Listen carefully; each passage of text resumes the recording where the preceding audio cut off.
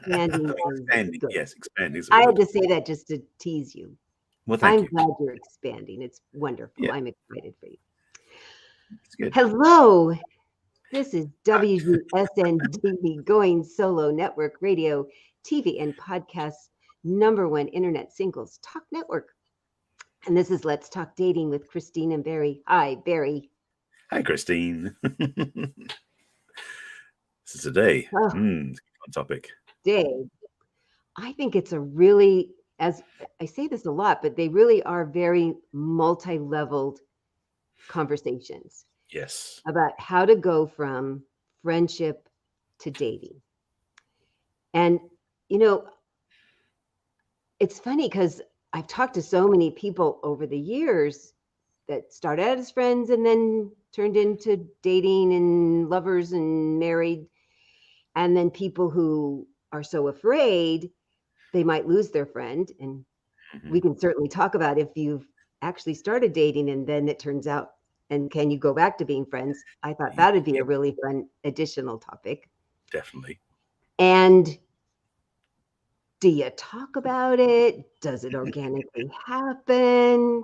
Because what I found is sometimes one person's doing a little more proactive and the other person's kind of oblivious. So I think we have so much to unpack with this. And that's what I love about our subjects. There's so many variables. Absolutely. That's the reason why I'm glad we got such good ones to play with. Because the truth is, relationships aren't like a one-note tune. There's so many different aspects to relationships in general. And this one is going to be fun. Not well, fun maybe if some people may not be fun for other people. Depending on the outcome, I guess, right? But just to speak, I mean, I'll be able to share some things from my own experiences, but also from clients and friends as well. How, and this is funny because this is actually one of those big topics people don't talk about, yet they worry about. It's the thing about, can you be friends while you're dating? Can you become, can your partner become your best friend? Those sort of things. On the other side, and it really is a question we don't talk about a lot in society. So we say about the ease or difficulty of moving from friendship into dating. So we may be breaking new ground in our conversation today. Just wishful thinking, perhaps. Why not? I agree. I agree because so many people want it to just happen without having to give any thought about it. And when I really talk to couples and I dig a little deeper, Mhm. sometimes one of them really didn't feel it happening. It felt sort of behind the scenes. And the other one was being a little more proactive about increasing the time, increasing the affection, increasing the vulnerability on both sides. Mhm. And so in my, I've talked to hundreds of couples. So it's still a small sampling when you think of the world. Exactly. Yeah. I have not found anybody when I really dug who nobody was thinking about it during the process. So Right. I'm going to sit here and say, I think a little encouragement from one or the other person is advisable. It's not maybe not mandatory and certainly not forcing. If you find yourself caring more, wanting more, then don't wait for the other person because they just might not be thinking about it. It's not that they might not be receptive, but their mind has not caught up to that. We'll give them that grace. So to add another piece of this, it just came up as we were thinking about that because I was talking to a lot of my clients and friends too. I mean, the similar thing. Yeah, there's a lot of that in the back of mind. But as I said, it wasn't necessarily voiced, not public domain information, so to speak. But one of the other pieces as well, which I have presumptions about, but I want to get some other input from you and see if this lands, is when it's the man who creates the friendship moving to dating, or if it's the woman that creates the friendship moves to dating, which one works more easily and which one doesn't? Because I have some positions on this myself, and I know it's going to make for some interesting interactions. So just want to add that to the mix. I love that. I tell people all the time, I think one of the reasons so many people watch our podcast is because they're guaranteed to get the male and female point of view. And Indeed. I love that. I love So that do I. because Yeah. we've talked a lot about how we have some really similar feelings about relationships and communication and how to be yourself and be with the other person. And then we have Exactly. some really great different points of view that's Mhm. what makes it work because of the different points of view. If you go, oh, what a valuable thing to say, and I never thought about it that way, and that just enhances, it's like adding more ingredients from both sides, that you're not saying you're wrong because it's different than me. You're saying, oh, it enhances, it adds. And I Yes. think that's another way we connect so well, in these differences. And I Yeah. think people value that. At least I've heard that from people. Have you heard that too? Absolutely. Yeah. That's the thing that is the most joyful, is because it's almost kind of like where somebody listening or watching a podcast will relate to one of us or the other. So somebody gets them, somebody can feel right about what they feel. It's funny, when I first started working with John Gray, because I had read his books before I started working with him, he Mhm. said the funniest thing he learned was the women all said, oh, you wrote the book for men. And the men all said, you wrote the book for women, which made me laugh out loud because I said, oh, I kind of thought that too. There you go. Yeah. That's how this stuff works. So in my sampling that you asked about, Yeah. I have found both the man and the women have said the more proactive person more of the time was the man. Are you surprised to hear that? Actually, not necessarily. Well, let me frame it the way I think it comes. Let's see if it matches what you're saying, because the way I've believed it for myself, and then all I've had confirming. What's what I'm looking for? I've had other men agree with me. Basically, the same idea is that, and so maybe it's the same thing as you're saying, but I say it this way, explaining it is that, and I'm going by how I think we're wired. So for men, if we meet a woman and going to make friends with her first, and then move into dating, it doesn't work as easily for us as men, because we need to be attracted to them in the first place. So for us, when we meet a beautiful woman that we're attracted to, and she's not interested in doing that, she wants to be friends, we can do that. But in the back of our mind is the lust or the urge or the desire for romance. And if she then takes down the wall to open to that, we basically get what we've always been wanting in the first place. On the other side of things, I don't think it works the same way for women. Just basically, I know the way the women, as we've talked about many times, the differences of how men and women are wired up and how we think of things. So I believe definitely that we're not necessarily the most proactive, but we have the most agenda. The most incentive. Yeah. Because you don't, just because we say, gosh, I'm fine being friends, and you say, okay, that doesn't make you less attractive to us. I mean, the attraction still stays front and center, which you Right. said out loud, which I love. And it does make it like, ooh, really? Okay. I really like spending time with her, and I really like seeing her, and I really like looking at her. And wow, it'd be really great if it was more. And maybe if I hang around, I'm putting words in your mouth, but men have told me this. And maybe if I hang around and she see I'm a really good guy, and she might actually, which is exactly what my poor late husband had to do with me. Because I can say, I really like you, and I really like spending time with you. And he's like, okay, I'm going to be impatiently patient with all of this. That's like, you're putting words in my mouth, or you're just reading my mind. Maybe a little of both, right? Yeah. Well, you've been so transparent in these, and it's just so helpful that men continue to tell me this. It's so consistent. It's so Right. consistent. So then I'm going to put words in your mouth more, because then the men say, with encouragement, you will stay.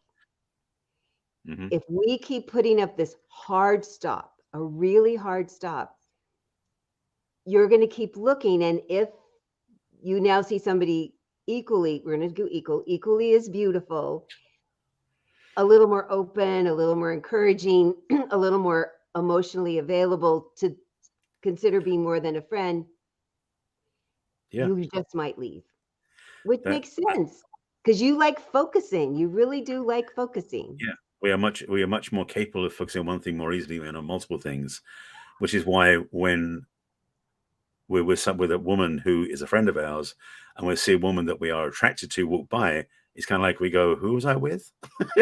No. And it's And not mean. no, it's just the way we're wired. I mean, it's like it's a masculine thing, is we are more singular focused. So we can't easily put our attention on more than one thing at the same time. So it is unfortunately the challenge of being with a female friend and then seeing an attractive woman. The attractive woman's generally going to win out every time in terms of her attention. Now, it may not go anywhere, it may not do anything, but for a time, she may be a little bit upset with us for looking at some other woman. It's like, well, yeah, but that's kind of what we're focusing on. Yeah. And especially if, that isn't even really part of this, but I really want to address it since you said it out loud. Mm-hmm. So if you're just friends, Mm-hmm. I've even pointed out, oh, I know you're going to like how she looks because I know you. If you're in a relationship, I have had conversations about, this is what I'm comfortable with. I know you probably want to look because you're a guy. So let's talk about what keeps me feeling comfortable and important, and that I know guaranteed you're going to focus back on me, and we could even talk about her, because there's some women that get completely bent out of shape if you even glance. Yeah. Because they haven't really talked about it. Here's my personal needs. Let's look at your personal needs. How can we make this so that both of us are satisfied? Right. So that, I guess it is still part of this subject about how do you navigate that piece? Because men look, it's not like we don't look, but we don't look the same. And women want to tell me they look the same, and they just don't. I go, this is how I justify it. How many female strip clubs are there where the women are taking off their clothes versus how many where men are taking off their clothes? There's a few, but it's this tiny amount of men and a whole bunch with women, because it's supply and demand. Mm-hmm. If women were out there paying money to watch men take off their clothes a lot, there'd be a lot more strip clubs. So you are visual creatures. You're going to look at a woman, especially if she's like got on really short shorts and high heels and, a really low top, and she looks great. We'll both look. Right. We need to make sure that we're feeling secure in our relationship with you so that we don't get upset about that. And so if you are trying to move from friendship to dating, that is a minefield with no path through it. Yes, you're about right on that one. I was thinking this didn't really fit our subject, but it completely fit our subject. No, it does fit. But let me add a couple of things. One of the things that I want to say is actually something my mum used to say to my dad over the years when I was younger, that fits this exactly. Her quote to him was basically, you can window shop as much as you want, just don't buy anything. Yes. And that was her way of feeling secure. Yes. Meaning that she knew she could trust him not to wander off, so to speak. His eyes may wander, but his heart doesn't. Yes. And that's the his difference. Heart or his wallet. Or his dick. That's it. Yes. Yeah, he could look, but he wasn't going to go in the store. Right. Yeah. That's the thing. And so that is it is, I mean, it's kind of the other thing too. It's like, I'm not sure about other men, but certainly for myself, I always notice beautiful cars on the road that I can't afford or won't be going to get, but they're just beautiful cars. I enjoy looking at these cars. I'm not going to drive any of them. And that's not right, wrong, or indifferent. Just a matter of I just appreciate that. Mm-hmm. And maybe it's my maturity. Maybe it's my maturity. I'll be careful I say this. Is that I love looking at beautiful women, but I don't have a desire to buy any of them, as in to use, to get in a relationship with any of them. And I'm single, so I mean, I could, if in quotes, if I wanted to, if that was something that's working. But the thing for me is I do find that enjoying the view is something I love when it's beautiful women, cars, or other things that interest me. Don't necessarily pull me away from what I'm focusing on. No. But they are attractive and get noticed temporarily. Yeah. So coming back to the conversation about, from friendship to dating, because this is where it can get really messy. It's about the minefield that you mentioned, is that if we've been friends for a while and you've noticed that I look around a lot and lots of women that I'm attracted to, and we start looking at dating, how secure would you be with that? Because the thing is, hopefully, yes, you've noticed, unfortunately, you've noticed me noticing other women, but hopefully you've also noticed I haven't gone after any of them. Yeah. That if we choose to be in the romantic setting, there's a loyalty there that you can trust, which is really the key of what you think you mean about having her feel safe, to know that she can trust him. Yes. And because, so I'm going to go on a limb, because men, you, Barry, know you're a good guy. You're an honorable guy. You know this about you. You just would know this. We women, even the most secure, would appreciate now that we're in a relationship, because we've moved to a new chapter. I still like looking, just letting you know, happy to Yeah. be with you, love you, crazy about you. And even the most secure woman, I've learned, would just appreciate the words. Yeah. We don't need tons of reassurance. Now, there's lots of people, women who are really insecure and need lots of reassurance, and you decide from the beginning if you want to go down that road. Yeah, I was going to go there, but I think you already have. Yeah. Oh yeah, that's a whole nother thing. And this is what you're learning. If you really can start, so I'll finish my sentence of Please, yeah. just say Yeah. out loud, just checking in, just letting you know, I know we've moved to this. I'm still the same guy. And she goes, yeah, sure, fine, great. Or, wow, I thought it might be okay. And it really was bothering me a little. I'm so glad we're talking about this. I'm really fine now because you said something out loud. To Right. never leave the possibility for a misunderstanding, which you wouldn't even think about because you're being loyal. Mm-hmm. And so the point of, if you can start out as friends, which is really great, you like each other, which is what I did with my late husband. I like spending time with him. I look forward to him, seeing him again. There was never a lag in our conversation. Our interests were similar, but I learned a bunch of stuff from him and he learned stuff from me. To have that basis of a friendship first Mm-hmm. is such a great foundation.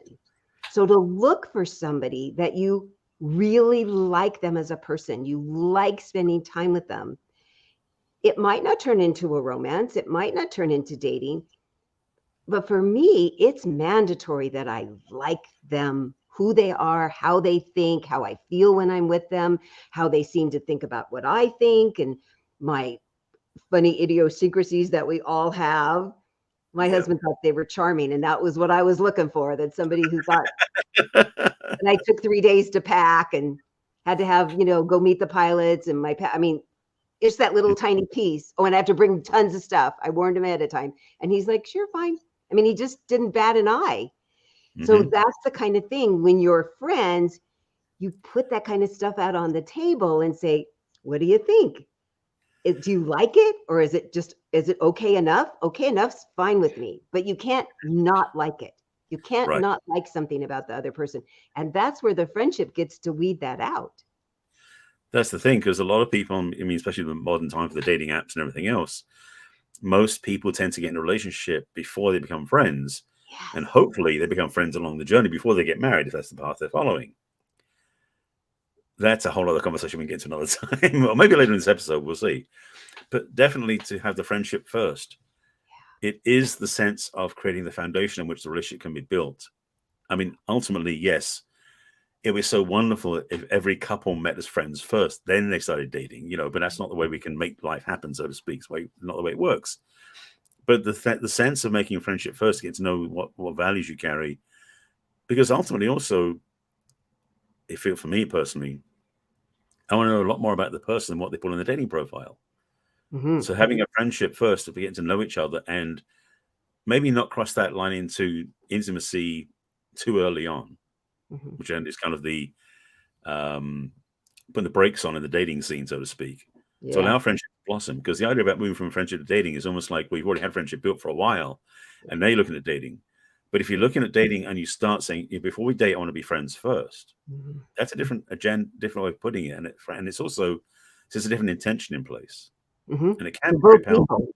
Yeah, exactly, and it can be very powerful to make that the priority, so that even though you do want to have flirtatiousness and romance and all the other things on top, the friendship becomes first. Mm-hmm.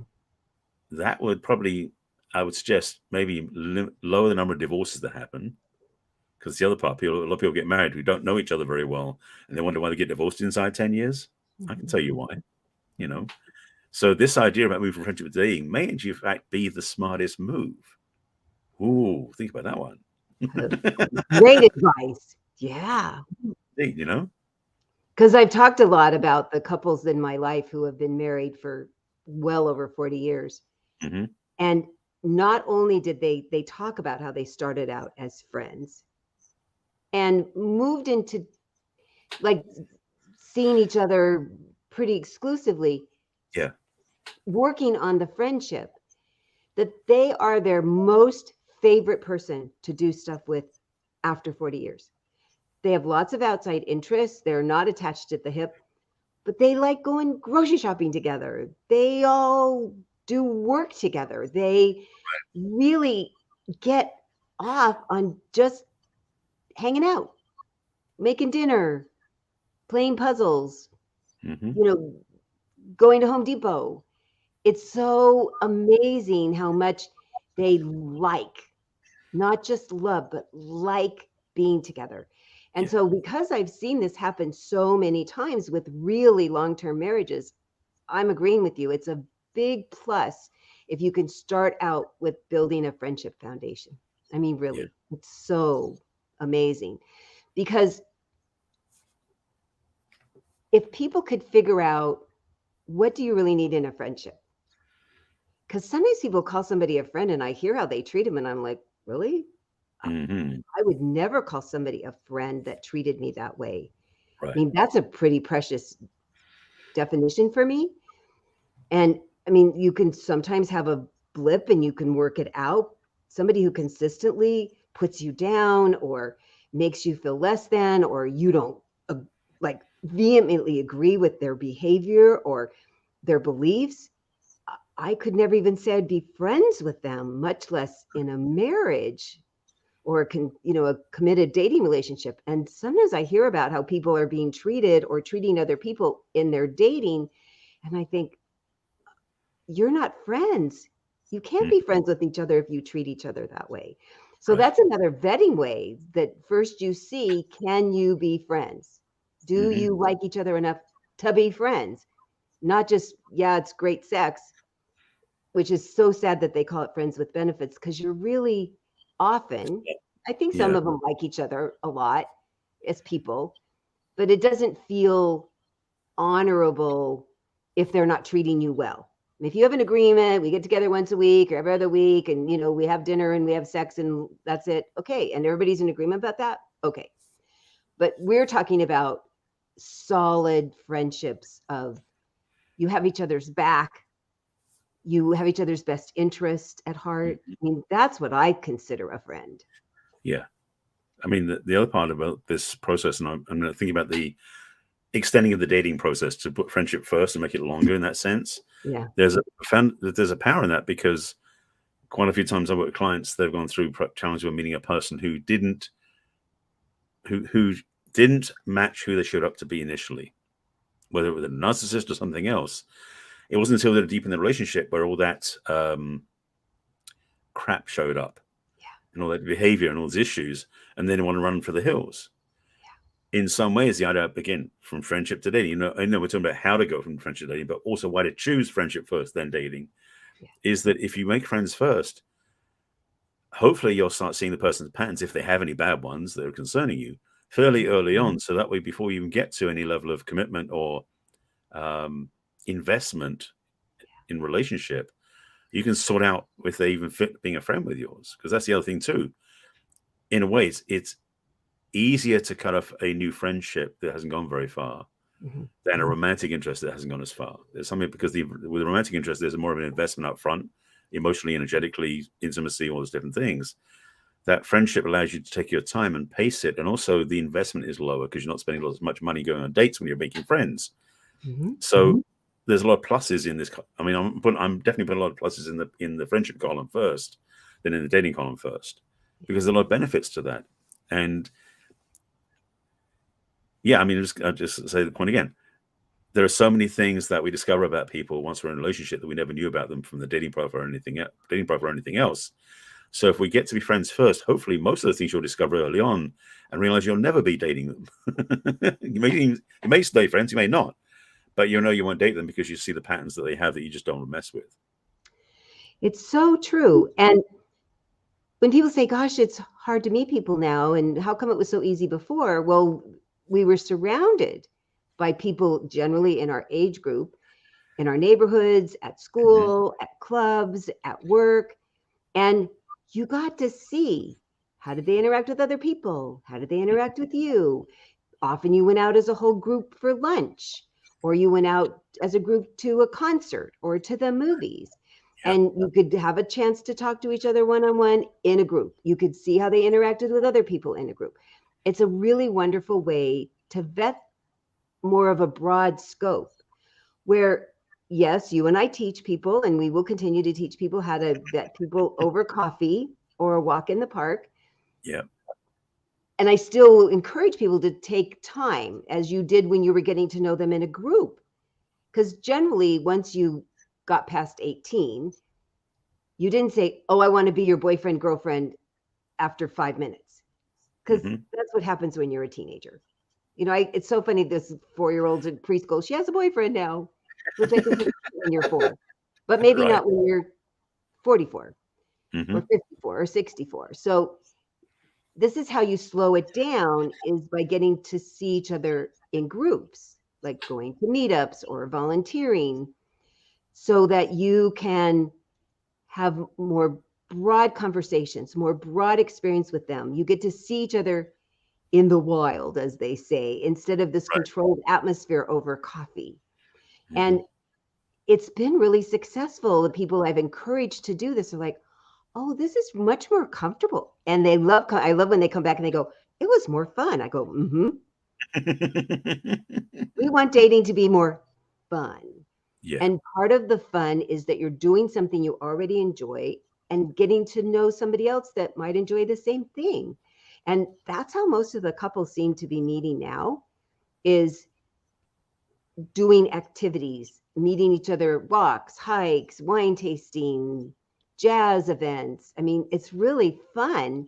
I've had like 4 couples meet that way in like the last 6 months at events that they kept going to. It wasn't, I mean, the first time they kind of went, but they kept going and going. And it really was 4 times or so before they said, would you like to have coffee or would you like to have lunch? They really kept listening to me about take your time, watch the group dynamics first. And you really learn a lot about people when you see them interacting with other people besides just you. Oh yeah, it's funny because I've seen so many profiles, dating profiles. Yes, as I said before, I'm single. I'm on the dating apps myself, where the women post something on lines of like, they're like a man who knows how to treat the wait staff. Yeah, you know, that means a lot more than just that one statement. But it is the idea about when you watch somebody in the wild, so to speak, when you're building friendship and you're watching how they interact, and they're treating their friends, treating other people with respect, with kindness, compassion, honor, all these different things, you know, you got a good one, so to speak. And that's the thing, is there's such a gift with having the opportunity to know the person before you go to bed with them. Let's put it that way. Sure. And so even before you spend one-on-one time together, I mean, this is what I've been encouraging to. It's what we used to tease the kids. Go have group dates. You know, you can't go one-on-one date when you're under 18. You have to do a group date. I encourage that now as a grown-up adult. Have group dates, have group gatherings, have group mixers, have time when you're with other people, so that you see, you know, if you move away, what happens? If you move back, what happens? Do they seem to be receptive when you come back? You know, do you get included in their conversation? Do you include them in your conversation? And it's funny because people say, is it kind of contrived? I said, no, it's like having a roadmap. It's like having a plan with a goal in mind, that you want to get to know this person. You want them to get to know you. The whole point is to see each other as a real person, and not, I'm not making light of coffee dates and dinner dates, and I'm so fine with that. And I do them myself. They don't feel as big of an opportunity to get to know the whole person. Right. It's a little limited. And just because I've had so much success lately with people meeting at events, I am just encouraging them even more, especially for this subject, because it really could be that you go, yeah, you really are not my kind of person to date. I really like you as a friend. And what I found about men, even more than women will do this too. If they really like you, they're going to introduce you to your guy. The guys Right. are really generous about that. This is good. I think we've got to take a break for a moment, but I want to come back So and if talk about this. they my friend, Yeah. Sorry, after you. yeah. Sorry, I missed the cue. Thank you, Barry. No problem. Dear Jeffrey, I'm writing to you to remind you that Mother's Day is coming fast upon us. I'm also writing to remind you that your mother and I will have been married 50 years that day. Son, I was window shopping at Quest Fine Jewelers in Fairfax the other day. As you know, Quest Jewelers has been our family jeweler for over 20 years. This year again, Quest Jewelers didn't disappoint. They have so many fine pieces of jewelry, and the staff there were so friendly and helpful. The quality and brilliance of Quest Jewelry has always made the perfect gift for our family.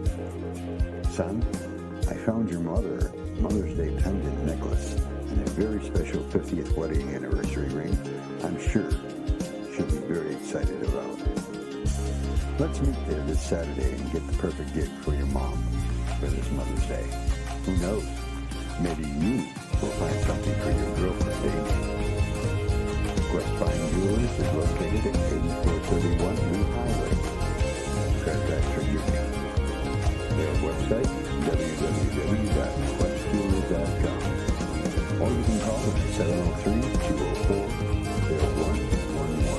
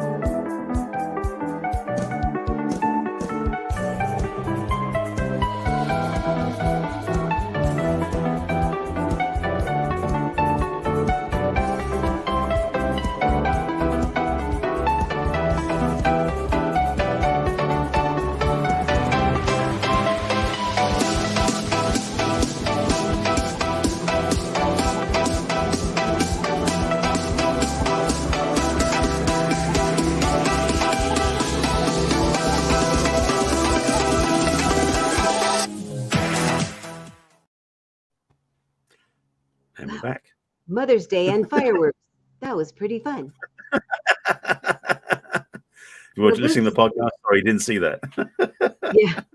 This is Let's Talk Dating with Christine and Barry. And today we're talking about moving from friendship to dating and all the variety of pathways for success and maybe not so successful. And wow, it's got so many different things. And you were making such a good point about pacing. Pacing is so interesting in dating because most people say, I don't want to date.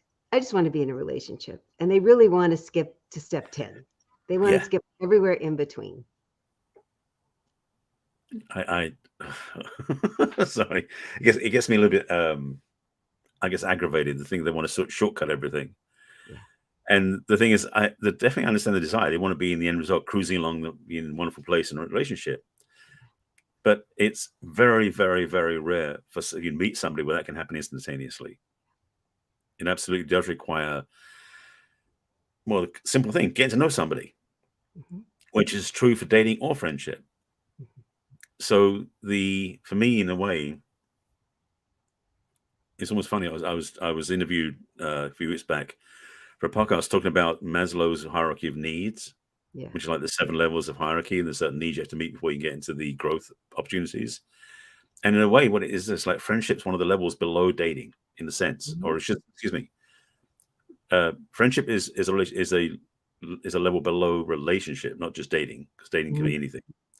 But the idea of how basically to have a healthy relationship, you have to get the friendship, the connection, the intimacy, that loving in place first. But then you put on top of that, the monogamy and focus and the sexuality and all the other pieces of the puzzle, which make it a romantic relationship. But people don't do that. They want to cut through it straight through and get to that part. And the problem is, because you don't build the foundations, it's like building a house on sand. It tends to collapse. Yes. It's so necessary for me and necessary for you. And we've seen it enough to say, yes, I know of a couple couples went really fast. They talked so much. They have done so much work ahead of time, and they talked so much in the beginning about what everybody goes, oh, it's a hard subject, and I don't think I want to ever talk about it. I'm certainly not going to talk about it until after we're married. They did all that talking ahead of time. I mean, they really did. And they've been married for a long time. And the ones who skip, I don't hear happy. Yeah. Even if they're still together, I don't hear happy. And most of the time it ends. There's, as you said, if you build a house on sand, it's not going to last that long. It's just not. There's no way. So something else I want to make sure that we address is, so let's say you've done all this work and you were great friends. And then you said, I want to try dating. Do you want to try dating? I think we've done a lot of talking and we think it'll work out and the sex is great and the conversation's great. And then it turns out it's just not so great. Right. For nobody's fault. Just stuff you never thought might come up that did, or something happens and the person changes. Can you, this is the $50,000 question, go back to being friends? Oh my gosh. Because I think realistically, that's sometimes what scares people from even wanting to be friends with somebody with the opportunity to dating, because they really like them, or they don't want to get the hurt, period. We're going to start at that. And then, God, I really like you as a friend. What would happen if our friendship gets screwed up? By dating, yeah, exactly. Yeah. That's the thing, or by sex, actually. But yeah.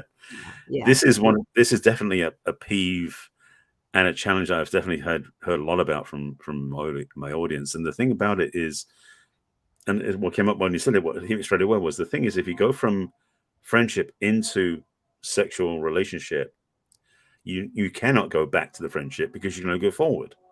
So if the relationship, the sexuality piece doesn't make the relationship work, it doesn't work out for whatever reasons, bad breath or other issues, whatever it is that gets in the way of being sexually connected, that you can't fix in the relationship, you choose to go beyond, then you move to a different level of friendship. And that's the thing I think people need to understand, is that, yes, if you have friendship first that had no physical intimacy in it, and suddenly add physical intimacy, you can't go back to the relationship because you still remember the physical intimacy. So you've got to go forward to the next level. So ultimately what happens is, and it makes the point very clear, you can have friendship after the relationship fails. If the relationship fails, because some people it does work. But if you go through from friendship into relationship and it doesn't work out for you, you can have friendship again. It just has a different framework in place. And you have to understand that. And yes, both of you will carry stuff from the romantic piece with you, which you may want to do some work on to clean up and resolve, so you'll be just regular friends again. Yeah. But it's possible, yes. Yeah, I agree. I think it's possible with work. Yes. And that's the key. I'm sure people roll their eyes at we go, yes, you work on yourself. Exactly. Then you work on the friendship. Then you work on the dating. And then if that doesn't work out, you work on a new level of friendship. And absolutely. It's really worthwhile work. It's not, drudgery. You learn about yourself. You learn about the other person. Yeah. They go, do I have to try that hard? The ones I know that are successful would say they tried that hard. Right. They don't put it that way, though. The people who are successful say, yeah, we've been through some trials by fire. Yes, we've had some really deep conversations. Yeah, we even maybe broke up at one point and got back together because we needed to do some separate work and then some more together work. And they would all say it was really worth it. I mean, that's the thing. I mean, everybody that I know ever who got a PhD thought it was a good idea until they got in the middle and said, who the hell thought this was a good idea? Oh my God. I have some friends who said that. Yes, I do know that experience. This was the worst idea ever until they now have their degree and they're like, oh yeah, it was worth it. Yeah. So yeah, it might feel that way, but it's always those stages. So what I hear without people who have done the work or done the work the right way that they got success go, oh, it's just going to be too hard. And I think it shouldn't be hard. And it should be like a Disney movie. Well, no. And so, yeah, there's going to be the middle part. You get to do it together with somebody who's hopefully your friend and has your back, as I said, and wants the best for you. So you slog through it together. You know, maybe you involve a third person because that's what you and I do all the time, that you get to that third place where you're like, oh, phew, now we're even better. Now we're even stronger. Now it's a real, true, even more solid relationship. And it starts as this solid friendship that you and I are talking about in this podcast today. Absolutely. And that is the thing is in some ways, people are very afraid of being in friendship. They actually rather be in a relationship with somebody than actually be in friendship, which is backwards to me. But it's amazing. I know, but it's like people have this, and I don't know if it's gender based. I don't think, maybe, I'm not sure, but definitely there's a feeling that when people, especially in the dating apps, and it's interesting because I think it's Bumble that has the ability to choose friendship versus romantic relationship. Yeah. But in the other apps, it doesn't have that. It's just you're on the dating apps because you want to go dating. So to build friendship with somebody means you almost have to avoid the dating apps. So as you said, like the shows and the other things they can do, the various places and group events that you can go to meet people at, maybe actually a more conducive way to meet somebody of like mind, of similar hobbies, passions, joys that you feel lit up by, rather than hoping that you meet someone on a dating app, like playing Russian roulette, guessing they might be the right person or you don't know. So the idea of building that rapport with somebody that you've met in person right at the get-go, I mean, for a start, that would eliminate all of the scammers out there. Because just sidebar, dating apps right now are getting lethal with all the scammers, especially now they've got AI involved with it. It's getting really out of hand. So to meet somebody in real life first, before and without the assumption of dating, because you actually meet somebody in a social environment, you're not out there looking to date necessarily. At least, hopefully, you've got that energy in your back pocket, not sticking in front of your forehead. You know. Yep. So you actually get to make some new friends in your environments where you do meet people, like in a music concert or something else, where you go, let's hang out. It's good. I enjoy your company. Yeah. Then you build from a much healthier place because you start with a much healthier connection. Yeah. So yes, I'm going to keep underlining this point. Making friends first is a smarter way to date. It really is. If we could just say, consider it a mandatory step for success. Yeah. Yes, there's exceptions to everything you and I say. We talk in generalities because it's the majority. Indeed. Generally, if you decide that this is a mandatory step, that I'm going to find somebody that I feel like I really want to be friends with first, yeah, you think they're kind of cute, and yeah, you think they're kind of funny, and you like their company, and you find them fun to be with. I mean, those are mandatory for me for a friend. Both steps. Then see what happens later as you're spending more time in this group, as you're spending more time doing these activities. And they're so funny because they'll say, well, what if we go bicycle riding? I said, I'll tell you, my guys tell me no matter how good they are at bicycle riding, if you're cute, they'll slow down. True enough. They want to talk to you while you're riding. They Yep. even will slow down a little so they can watch you ride. Have no care about that, hon. Ride at your speed. Walk at your speed. Join up. I mean, don't join a major big deal hiking group. I say I do moderate hiking. That's what I call mine. The guys just slow right down to have a conversation with me, that want to have a conversation with me. The ones that are barreling ahead aren't my guys. Certainly not in this group. So I've had lots of guys slow down I can tell this is not their normal speed. I'm flattered that they're walking aside me. And That's the thing. It's not hidden signs. You can tell. if women would pay more attention to this, because you guys, you're so transparent. You're Exactly. so easy. You really are, much more than we give you credit for. Yeah, It's so it's one of our fun to gifts. go. If he likes you, he's going to talk to you. He's going to figure out a way to talk to you. And I love how you're going to keep nodding because it's the truth. No, absolutely. I mean, it's the gift it's the service we provide. So just pay attention. Yeah, exactly. If he keeps coming back, if he keeps talking to you, if he keeps wanting to spend time with you, if he answers your questions, if he offers you like, oh, I need some help getting up this, over these rocks. There's his little hand ready to help you up there. And don't be going, I can do it by myself. Please take his hand.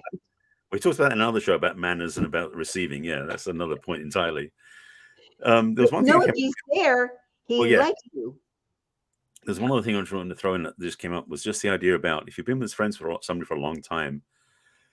I mean, we sort of covered it earlier, but just the idea about if you've been friends with somebody for a long time, that meaning that you got to be friends with them before you even thought about dating. When it wasn't on your radar when you make them friends with them, and then the urge or the desire to date shows up. This is the thing we did mention it in other ways, but I'll say it this way clearly too. Before you cross that line, is have the conversation, or watch this show, listen to the podcast before you start, to get a sense of what it would be like to date, to be around each other, to have that change in your connection happen. Because the thing is, if you've got a long-term friendship built, which could be a couple of years, could be many years, the desire to move across that line, obviously it takes two to tango, so you definitely have to be on the same page. But also have the conversation up front about what if, just so you know where you stand with each other. And if you can honor what you've chosen beforehand, which is the friendship, because that thing you said earlier about being afraid to go and date because you don't want to lose the friendship. If you build the friendship and that is your fear, talk about it before you start dating each other. This thing I've said it many times in the show before, like when all else fails, try honesty. In this conversation too, have the conversation to say, I'm feeling this level of trepidation because I love what we have already and I don't want to ruin it or change it. The other person says the same thing, and you might decide, you know what? We're both on the same page. Let's not do anything. Let's just keep the friendship the way it is. But if you do decide you want to cross that line, know that you've created this sort of backstop, this level of the foundation upon which you're growing. Yeah. And you can have a healthy relationship, maybe. If nothing else, you can get back to a friendship with some healing work as well. And it can be done. So I guess the simple answer is yes, you can move from friendship to dating in a long-term one if you communicate clearly with each other and you both have the same intention. Yeah. And I love, me, I'm a big fan of talking about what you're thinking and what you're feeling and asking the other person what they're thinking and feeling. And if you really are going to give them the label of friend, then you have to know that you're being completely honest with each other. I mean, when my husband said, I'm falling in love with you and I'm going to say I love you, and I go, I really like you a lot and I can't say it back. Mm-hmm. It was a challenging conversation, kind of ongoing, continued for a little while before I got over that hump. Mm-hmm. And yet I felt like we were both being so brave because both sides was brave. Him saying, my heart's out there, and me going, I think it will be someday, but not right now. It was scary for both of us because we liked spending time together. We liked each other. And would this end the friendship that we were building if it didn't turn into something more, since he wanted more and I wasn't sure? So, I'm going to put it out there. It's scary, but it's also so brave.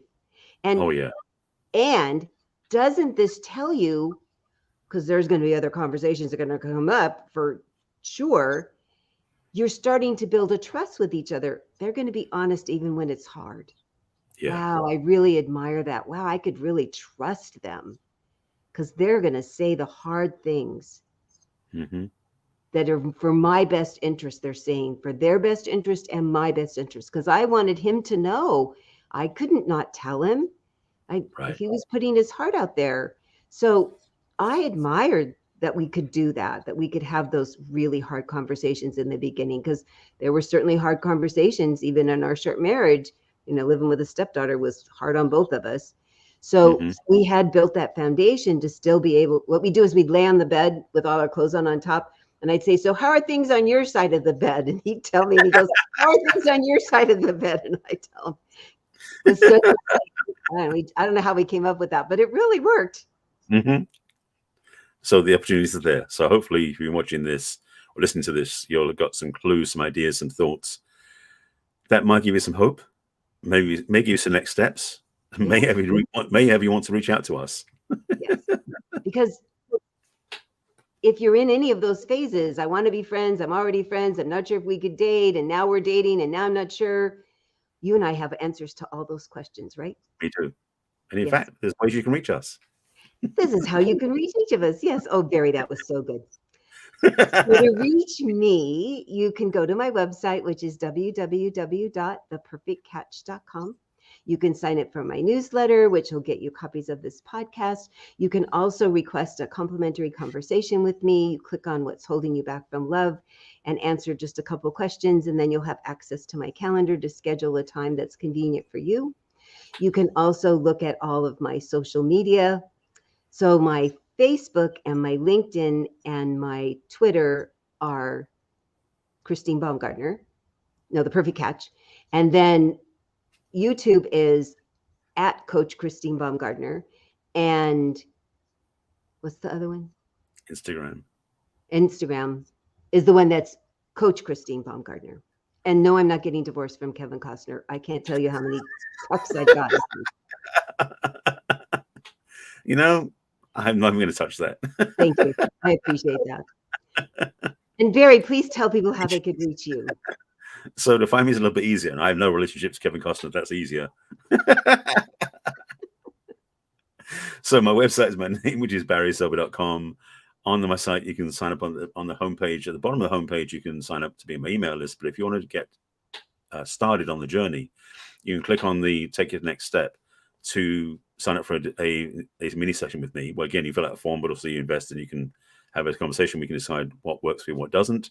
Also, on my site is my book, online course, and a few other things as well. There's more coming.